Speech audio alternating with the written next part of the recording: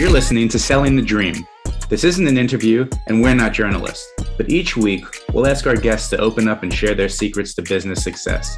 Let's have a conversation and have some fun. Hey everybody, welcome to Selling the Dream. This is your podcast.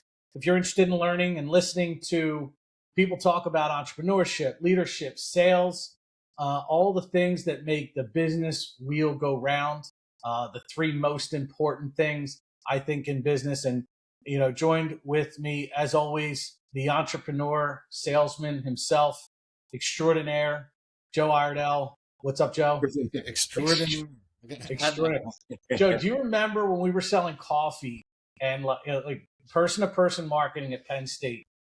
I used to get so pissed off because I kind of sucked at it, and I don't know what it was. You're like a fucking savant selling coffee, like just breaking records every night. It was unbelievable, dude. It was man.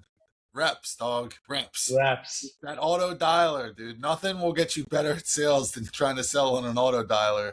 That the second you push the enter button, someone's on the line ready. You're on, right? No, the adrenaline kicks in, right? You get the sale out of adrenaline. They paid us in coffee, bro.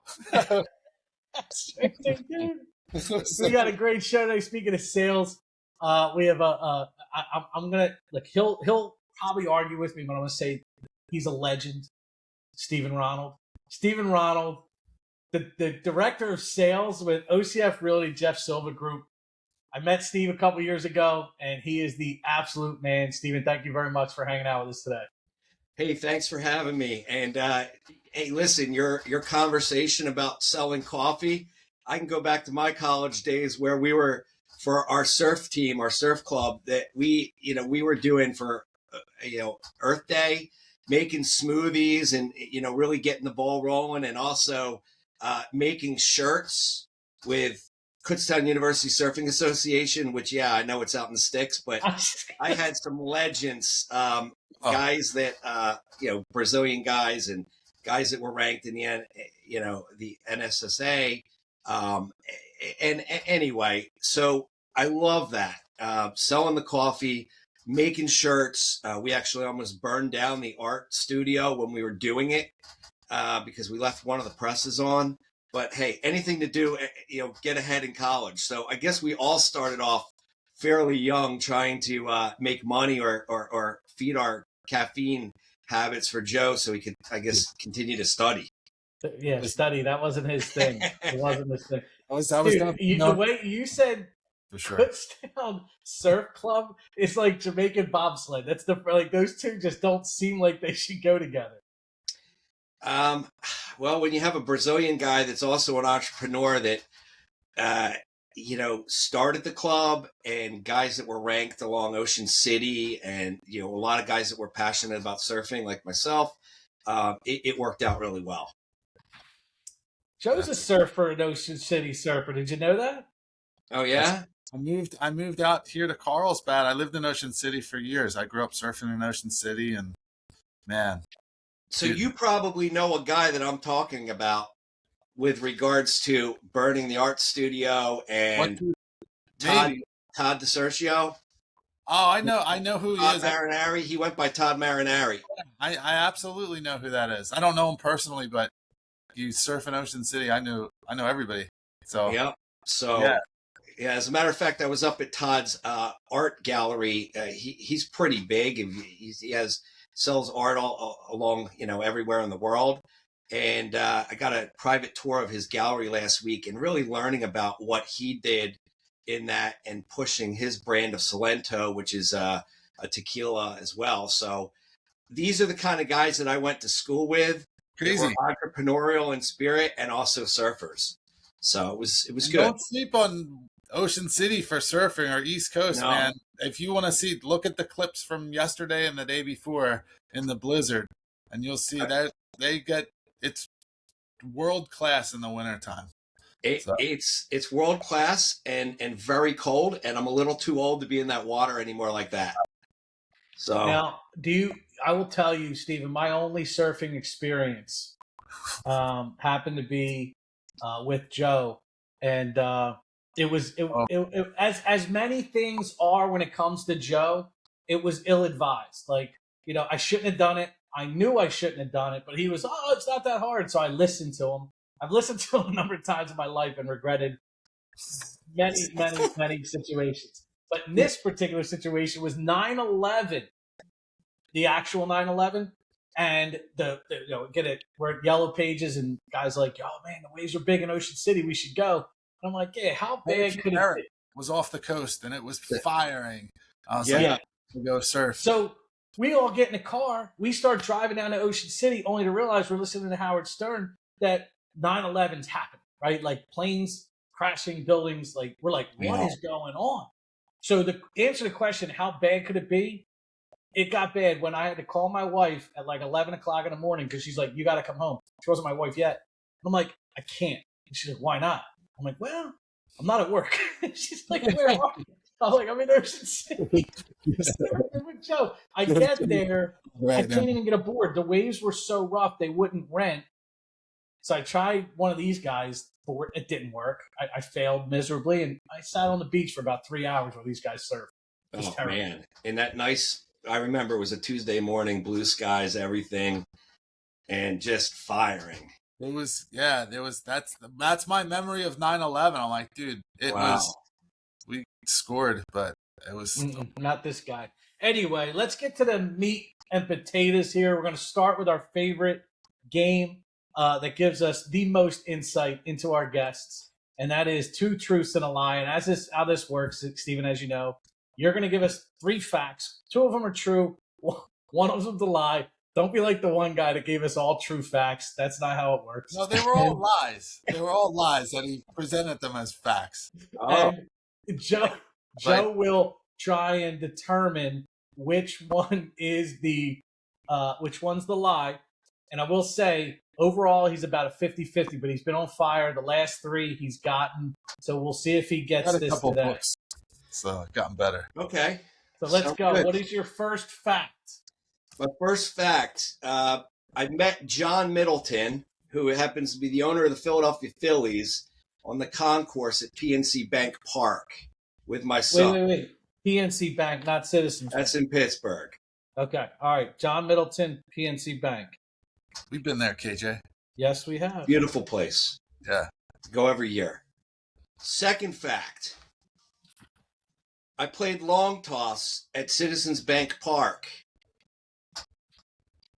And it was, miserable rainy night. But anyway, that's for another story. Third fact. I've been to 49 out of the 50 states. Okay.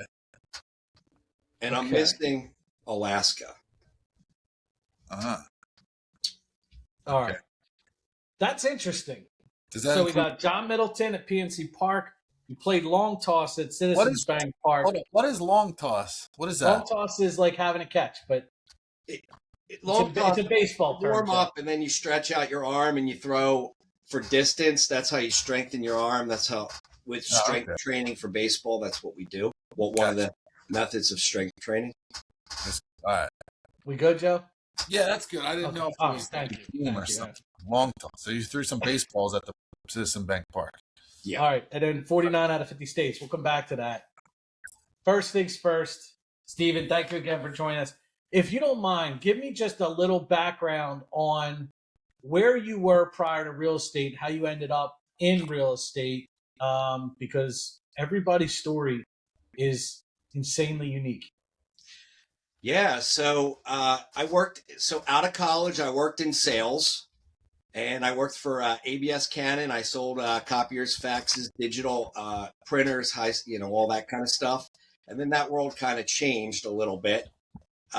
Went into coaching and teaching for a while. So I coached high school baseball down in Aberdeen, where Cal Ripken went to school, and had an opportunity to meet him along the way, and solidified a lot of great relationships in the classroom and also, in the baseball community.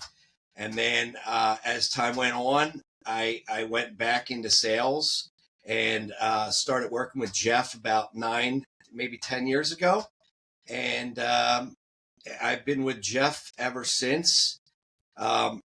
Along the way, when I was younger, I served tables. I did all sorts of different, things to interact with the public and really get the perception of from sales, from a restaurant point of view, all the way through the copying industry, and even selling kids, why history was important to selling baseball, to as why we play it, what are the truths about the game, to now with Jeff working in his inside sales role as the top guy, and then moving my way into the director of sales role. So you went from, as you joined with Jeff, you started as inside sales and then worked your way up to director of sales. Yes. And I still do a lot of inside sales related stuff. I do a lot of the trainings with newer agents. I do a lot of trainings with role play, script, skills, dialogue, all that, because in the end of the day, I think the most important part, I mean, some people disagree with me, but in order to get in front of people, if you can make what Jay Duran would say, a hot call, if you could solidify that, then everything else is sort of gravy once you get in front of somebody, because people will buy from you if you know what you're talking about, if they like you, and if you have the skills and the knowledge, and that sort of goes with knowing what you're talking about, to guide them in the right direction, as far as whether it's a copier sale, a car sale, a home sale, whatever you're selling in life.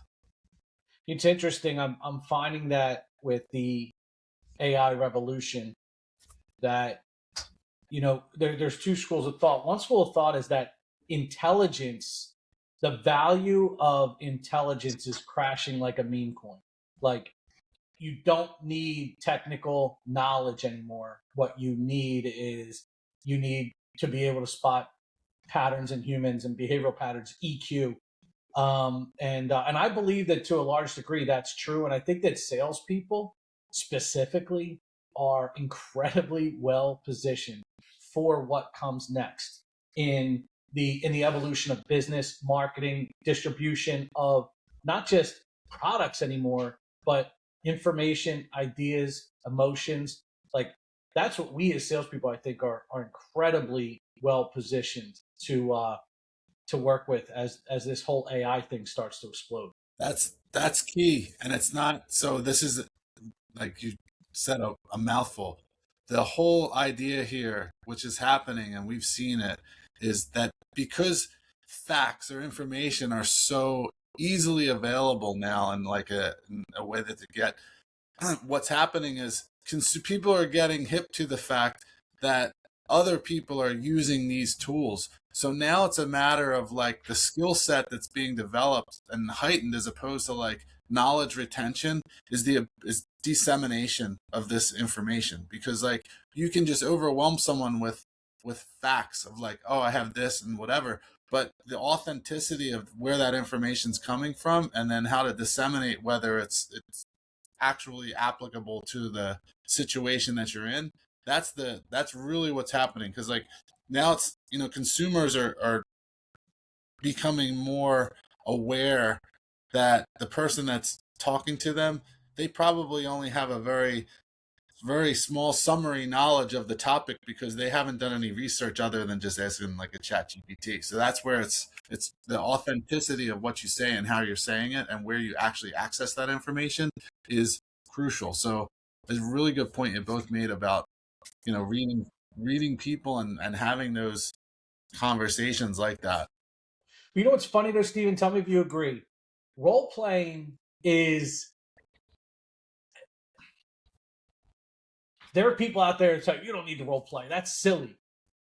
Role playing to me is one of the single greatest skills a salesperson can develop. The ability to role play, as well as what you learn in the role play. When you're getting ready to make a call, you think your nerves aren't high? You think your anxiety's up? All the same emotions that bubble up inside you when you're role playing, they bubble up inside you when you're cold calling or hot calling, right? I love that you you said and that's one of the tenets of what you believe. But tell me more about why you think role playing is important. That's a great question. So, and again, I could compare it to like sports. One of the greatest basketball players ever to play the game, in my opinion, was Kobe Bryant or Michael Jordan. And if you look at the work ethic that those guys put out, what the small sample that we would see if we went to a Lakers game or a Bulls game with Jordan, stressed at the last second and hitting that three. Yes, he hit those threes, and Kobe hit, he continually hit those, shots, and Steph Curry, all those guys that were really good shooters, they literally would spend, 15 hours a day in a gym, waking up early, taking the same shot repeatedly over and over and over. And role playing in business is no different, because if you know your scripts, your skills come with that. You'll understand what to expect, what to anticipate. And if we don't practice that out of the gate every day, or let's say 3 times a week, our adversaries or our, people that are competing against us are going to win out and we're going to lose. So it's the ones that are doing it though, right? Like there's a lot of your competition, they're also not doing it. 100%. But the ones that are, 100%. And you can tell the difference between somebody that just picks up a call, 3, 4, 5 hours a day versus somebody that actually trains and gets dialogue and insight from better people, right? I mean, and I'm not just role playing with people that are local. We role play with people around the country to get different perspective. Somebody in California, maybe they're coming across something different, as an objection. So how are we going to handle the objection handle? It's funny. We talked about selling coffee over the phone, and this company was big on scripts. We had the binder, right? You get an objection, you flip to that tab, you flip it over, you read. And I think, all kidding aside, what Joe was very good at was he internalized those scripts. And I think that's where the magic happens. It's like an actor that reads their lines, right?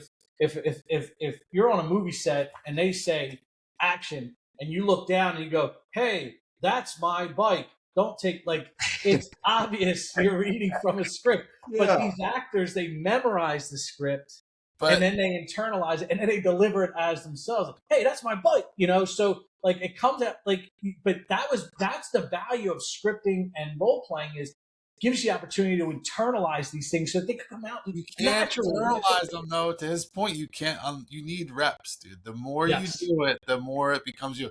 It's I've recently had the biggest letdown in my life, dude. I learned that success is so boring because all it is just consistency. If you do the same, if you're just consistent and you do reps and you'll eventually, you can accomplish anything if you just do the work and you do the reps, and it's not exciting. It's kind of monotonous, but if you role play and you do, and role play I think people think that I have to get an acting partner and sit down and we're going to go back and forth.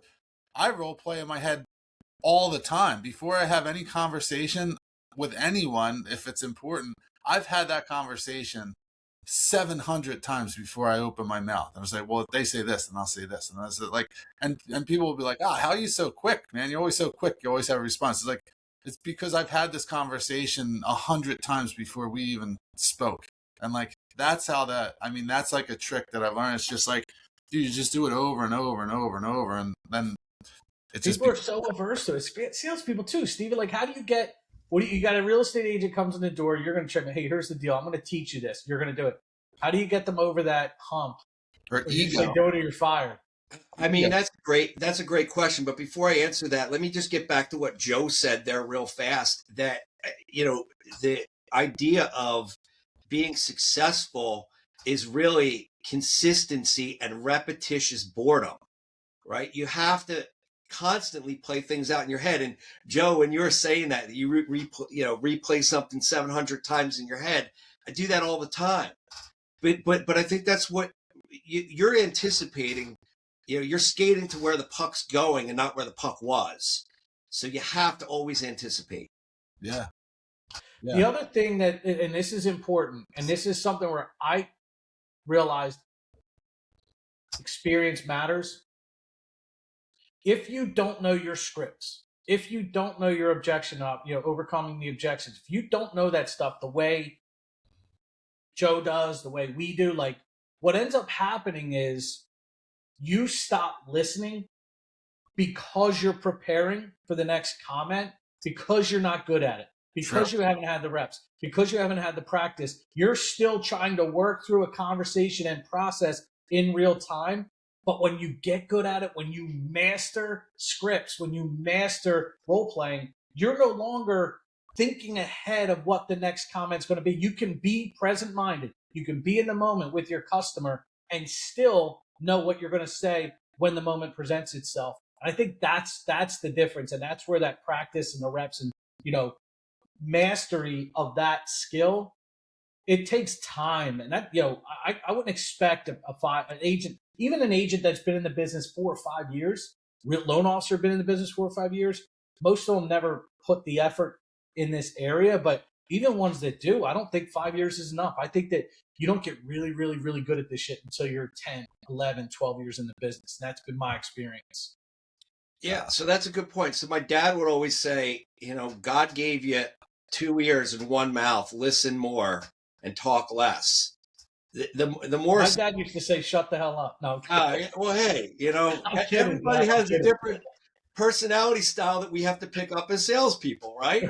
So, getting back to that thought that if we internalize our scripts, it allows us to listen to everything that Joe is saying or everything that Ken is saying, and we won't get knocked off the bike because we can anticipate what's going to happen next, to ask the right question, but to listen open-mindedly, and that is very critical to be able to move forward and win as many opportunities as we can. Because let's face it, when you make calls, the majority of the time is no, no, no, no, no, but you're one step closer to a yes.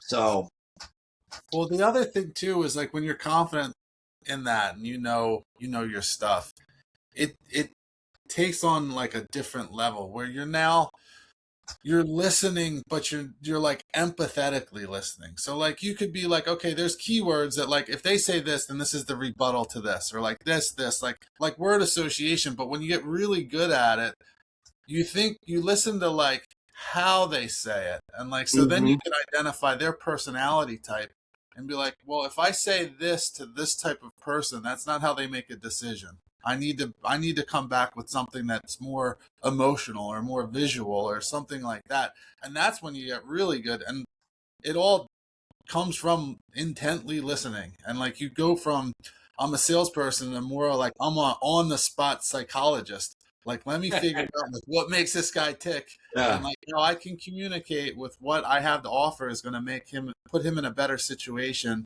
And the other key to that too is like, you have to be confident that what you have to offer doesn't suit everybody. And if you're listening and truly trying to figure out, like, is my solution better for them? Are they going to be better off? Or am I just cramming this down their throat because I have these ninja skills that can convince anybody of anything?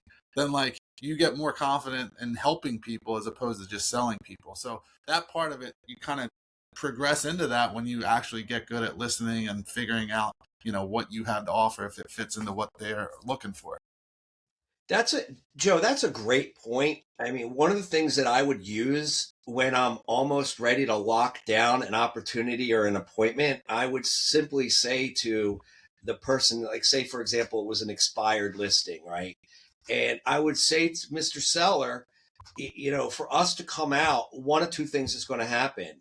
We're either going to decide that we want to partner with each other, putting the ball back in their court, or at the very least, our listing agent can come out and see what your home has to offer outside of than just looking at it on the MLS. That way we can share it with all of our buyer agents back in our office. Is that something that you would consider? Oh, of course. I mean, are they really going to say no to that? So these are all the things you're exactly talking about. Finding that personality, figuring out putting the ball back in their court to see if in fact we're going to be a good partnership. Because that's what it really comes down to. It's not about us. It's about them. Yeah. I would say, like, over the years, some of my most rewarding sales calls, if you will, have ended with me basically selling them on why they shouldn't work with me. We're like, nah, like, you don't need this. Like, this is not like I would love to work with you, but like, I'm not the solution, but I have a better solution. And that in itself has actually gotten me so much more business, because they're, we leave them in a better place. That's always my expectation. It's like, we can have a conversation. I'll figure out if this is a good fit. And if it's not, I'll at the very least point you in the right direction to get you where you need to go. And like, when you approach it that way with, sales or whatever, like you're definitely, if you don't get that person to work with you, they're going to absolutely refer you to other people, because you've provided a service, and, the laws of reciprocity are going to come back. And it's hard to get to that place until you're in that abundant mindset. Yes. And salespeople by nature live in scarcity. Where's my next deal coming from? Where am I going to eat? Even if they're making good money, they still find themselves in that scarcity place. And people who are in scarcity aren't going to do that, unfortunately. True. And they have to change your mindset. Correct. So speaking of which, Stephen, I want to shift gears here a little bit, because I know that teaching salespeople the X's and O's is a big part of what you do, but you also help people scale, right? Your goal is to help them grow too, right? Right. So if you had an agent that kind of like walked in the door and was like, "Hi, I want to join OCF because I want to scale my business," what's the first thing you would tell them to do before they scale? Before they try? I think that we were part of Keller Williams for a while. I'm just going to give you a little back end. We ended up leaving KW in Bluebell and going with OCF. And when we left as a team, it was literally just 4 of us, maybe 5. And now we're looking at, all right, well, who do we want to bring in to our world? Because the culture has to be right. So we brought, the first one that we added was Darcy Scollin, who works out of our Montgomery County office. And she went from doing 12 or 13 deals to doing like 38 or 40 deals the year that she joined us. And I think, how did she scale that? We have a lot of back end that handles all the minutia of real estate. So you're not writing your contracts. You're not, you have a transaction coordinator. You have all these little things in place.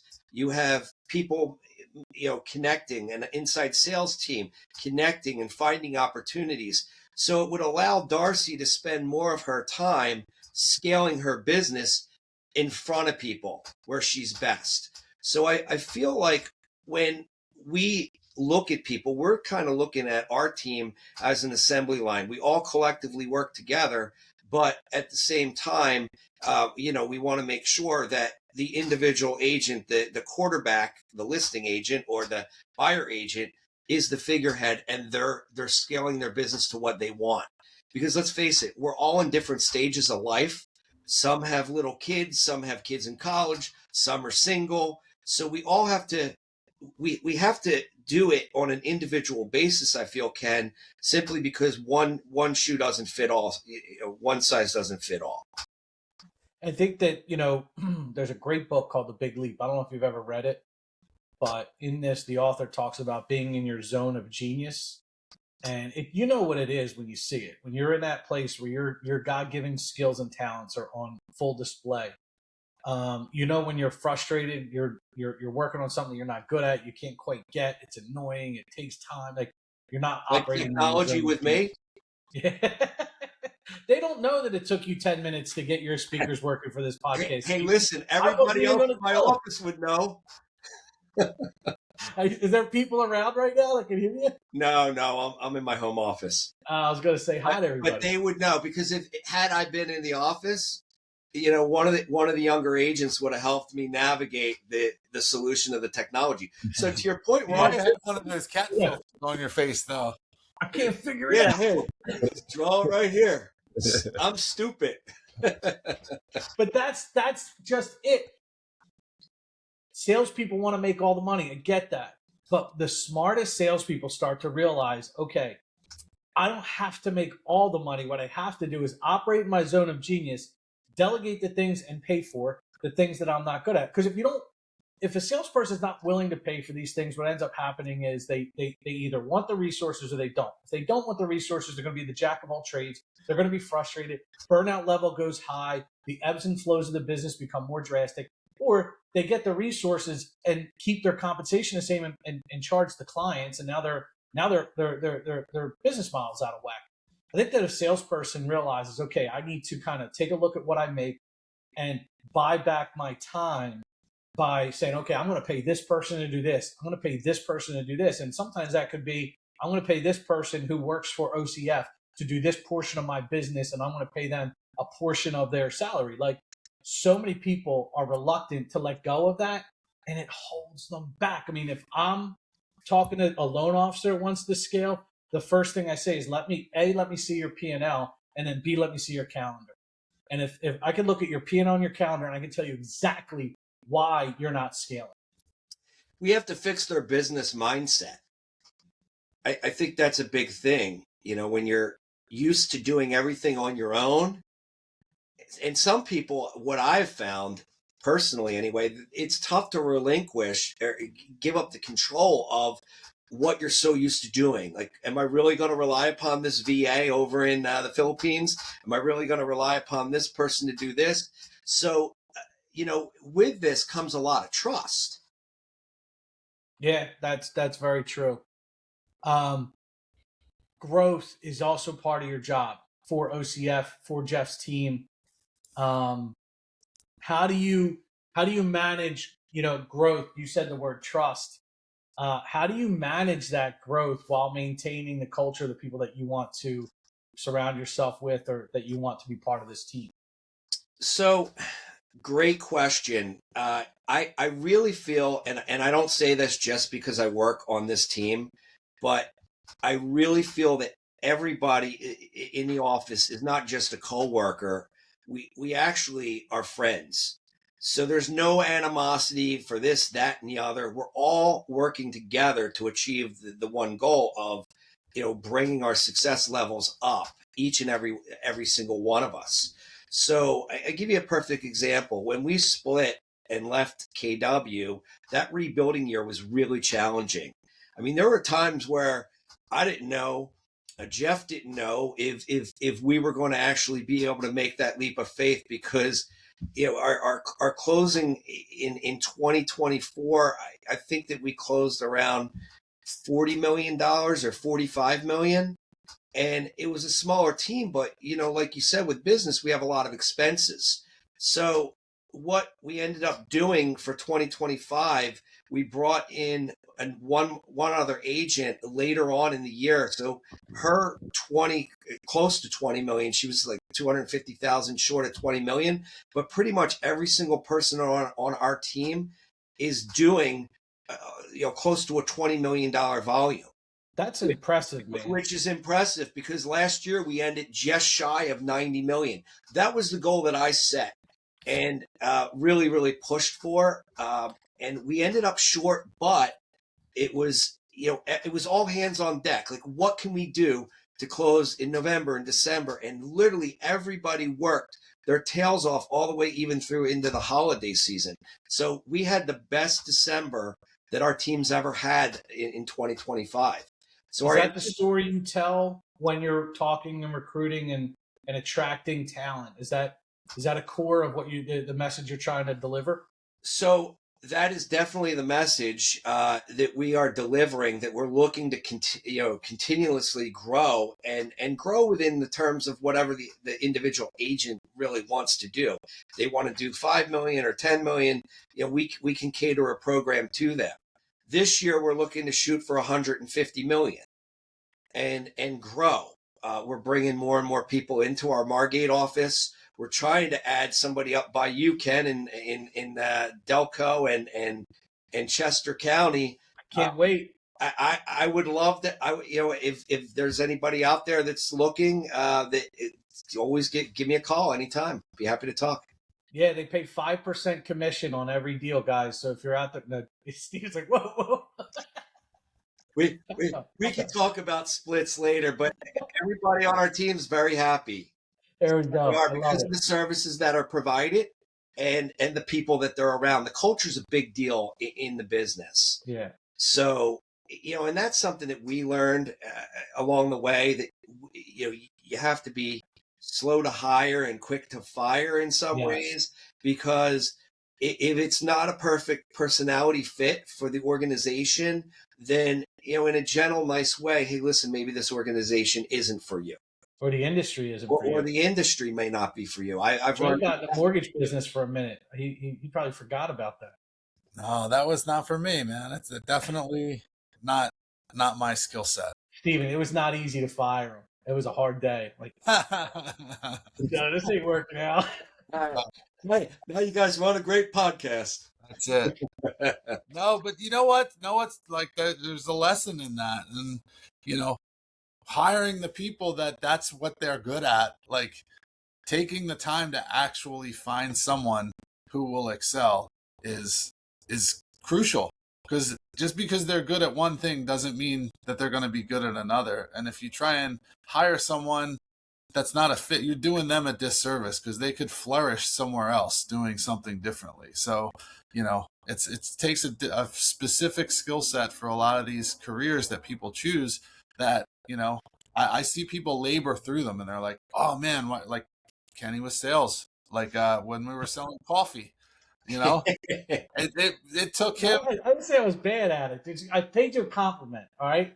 No, hold on. I'm not putting you down here, but I'm saying, for you to have the same level of success at that job as I did, you had to work 10 times harder than I did, because you needed to utilize a different skill set to be good at that job. So we were, let's say, equally as successful, but it was killing you to be successful. Whereas me, it's like, well, it was a walk in the park. So when you find people that, like when you have a job and you see someone isn't a great fit, they're going to have to work. They're going to get burnt out. They're not going to be happy. It's going to affect your culture. So when you find the people who are like naturally good at that position and have that skill set, it makes everything a lot easier. And it's not a bad thing if someone's not good at that job. It's just they're going to be better at a different job. So it still felt like a dig. It still felt like a dig, Stephen. I don't know. Do you think?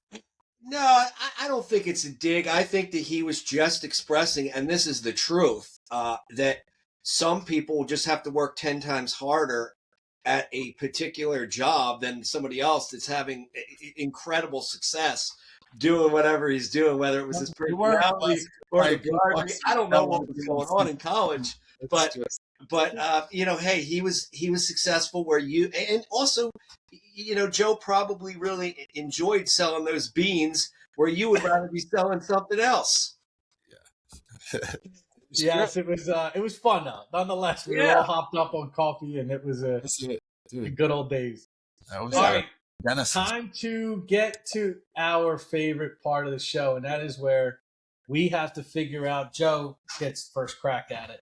Have to figure out which of Stephen's facts were true and which of his facts were a lie. I'm going to start with John Middleton, PNC Park. Ran into John Middleton, met John Middleton on the concourse at PNC Park.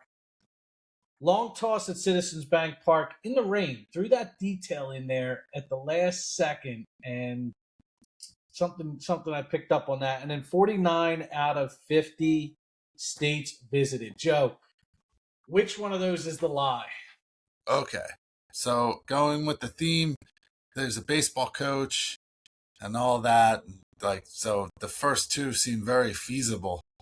And I don't know, like PNC Park, that is a random thing that you just like, you would recognize them, I'm sure. Whereas no one in PNC Park, being all that they're Pirates fans, would probably pay the guy notice. So that I feel that's very feasible. Long toss, yeah. I mean, why wouldn't you be? If you're a baseball coach, you probably have a team or something, whatever. I believe that. no one's been to all 50 states. It's so hard to go to all contiguous 49 states. It's only 48.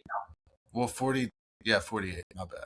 And like people take a trip to Hawaii, but there's no way. There's gotta be a state that you missed. So I'm gonna say that the 50 states is a lie. I'm going to agree, but I will say, number one, John Middleton. I ran into John Middleton twice at Citizens Bank Park. The dude literally walks the concourse at Citizens Bank Park like it's nothing. People stop him.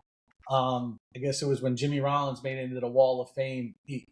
My wife and I, we ran into him in the concourse, and I asked if I could get his picture. And I'm standing there holding my French fries in the picture, and his daughter is with him. She goes, "Do you want me to hold your French fries?" I'm like, yeah, that'd be nice. I give her the French fries, they take the picture. I still have it. So yes, I believe you ran into John Middleton. I believe you recognized them. The long toss thing. The only thing that was weird that it was raining. I feel like there's a detail in there that might be important. But that being said, I'm gonna go with Joe on the 49 out of 50 states. Which one of those was the lie? So I did run into John Middleton, and as a business thing, I'd like to just say this, that my son spotted him. I didn't. And, because I was too busy looking for some food because I didn't eat all day. And it was like They got Romani brothers in that stadium, right? Well, yeah. I mean, well, it was a rainy Sunday afternoon, and my son goes, "Hey, look, there's John." So we went over, and I asked him, just like you did, Ken, for a picture. And here's what I like about John Middleton. I said, "Hey, Mr. Middleton, how are you?" And I put my hand out to shake it. And he said, "Please call me John. I'm only John." So when I make calls through business, I'm thinking, I just shook this guy's hand and took his picture with him. He's worth over $4 billion and he's the nicest guy in the world. So why do I fear calling anyone, right? Good point. I have been to 49 out of the 50 states. Wow. See, as a kid, I used to travel cross country with my parents a lot. And I've been to Hawaii as well. So the one that was incorrect was the long toss at Citizens Bank. I never did that. Two things. All right. I should trust myself. Number one, you never said who you long tossed with. If you long tossed at Citizens Bank Park, chances are it was with another baseball player. Like maybe it was your son. Somebody got to catch it, right? Somebody got to catch it, right? Yeah. Back to explaining long toss, the joke. And then, but the raining part, you threw that detail in, and I thought, that's an odd detail to just throw. We learned. We're getting better at this, Stephen. We're getting better at this, but you got us today. Can I tie something in with this, Ken? Yes. That when I went to do these, I went to Gemini on AI, and I asked how to word this to trick you guys. And they gave it to me perfectly. So I'm trying to cheating, man. You didn't tell me I couldn't do it. And in business, you're always trying to stay ahead of the game. Yes. And that's what I tried to do with you. But it was great. You were ahead of the game. So what's your favorite state? Yeah, what made you go to all 49 states? How did you do that, and why? So we would travel as a family. When I was growing up, I had 3 other siblings and my parents and my grandparents, and we would hit ballparks along the way. So, and I had friends that lived in La Jolla, so I was out in California quite often. We would do like the northern route out and the southern route home, and every time we would take a different way and just do something in each state. Do you have a board? Do you have a picture of the United States with pins in it? Oh, yeah. I've seen that. Do you really? No, but I've seen that. I was never given that. I was young when I was doing this, high school age and younger. Wow. And I still travel, but to make, to hit everything. Because that was always my mom and dad's goal, was to hit every state. Okay, so they were trying. So that we tried. We tried to do that. Yeah. Joe. I'm just. Now I get it. No. Like, and I got good fighting in the car with my brothers, Yeah, I'll bet. I don't want to tell you what me and my brothers were doing when we took our trip to Toronto. That's for a different kind of show. Oh, nice. Bad If news. you're trying to go to all 50 states, and you're just like, all right, well, like, I'm just going to hit Rhode Island for the hell of it. You know, like, there's nothing to really do there, but just like, all right, well, there's surf up there. I know there's surf. I've surfed there. Okay. The people in Rhode Island would disagree with you, Joe. No, Point Judith has actually got some. He's never been to the mansions up there. Yeah. No, I have not. I've never been to Rhode Island. And it shows, Steve. One day. Rhode Island's incredible. I mean, Taylor Swift makes her home now. That should tell you something. Well, Not that I'm a Swiftie. That's it. I'm out of here. All right, I got to go finish watching the Eras Tour on Netflix. I appreciate you guys hanging out today, and we will catch up, Stephen. Hopefully you'll come back. 100%. This is fun. Yeah. Have a great day, guys. Man. Enjoy your day. You too.